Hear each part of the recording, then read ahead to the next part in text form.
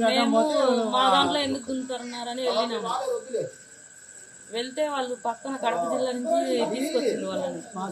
తీసుకొచ్చి మేము చేయలేకి మీరు ఎందుకు దిగుతారని అడిగినమ్మడే చుట్టూ తిరుక్కొని అందరూ వచ్చేసి మా వాళ్ళందరినీ కొట్టేసింది కత్తులతో.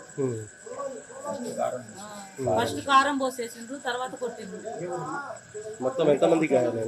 మొత్తం సార్ 5 మందికి సార్ పెట్టాము. అతనేం పట్టించుకోలేదు, మాకు ఎటువంటిది న్యాయం చేయలేదు, అసలు రెస్పాండ్ కాలే.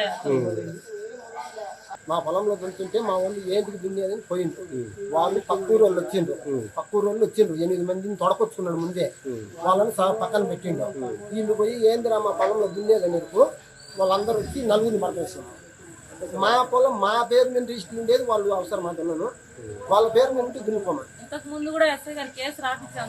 గొంతుకోయాలని చూసింది సార్, గొంతుకోయాలని చూసిండు. ఒకటి వాడు పడిపోయిండు, ఎడ కోసే పైన పడిపోయిండు. వాళ్ళు వదిలిపెట్టి ఎలమింది.